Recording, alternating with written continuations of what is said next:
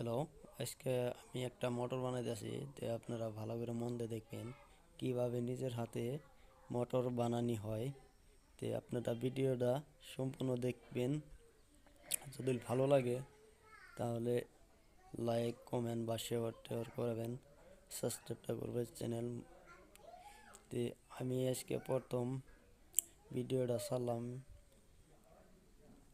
যেভাবে বানানি হয়।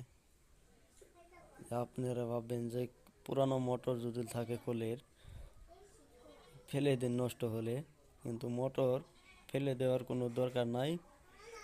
যদি আপনারা পারেন পুরানো মোটর যে আগের মতো চালু করবো, চালু করতে পারবেন আমাদের মাধ্যমে।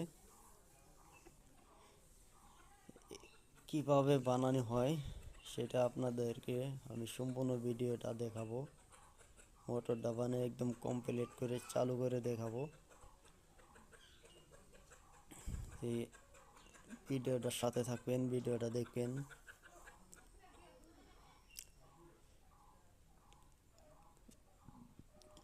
ভিডিওটা দেখলে আপনাদেরও ভালো লাগবে যে পুরানো মোটর ফেলে দেওয়ার থেকে আমি নতুন করে মোটরটা বানিয়ে নিব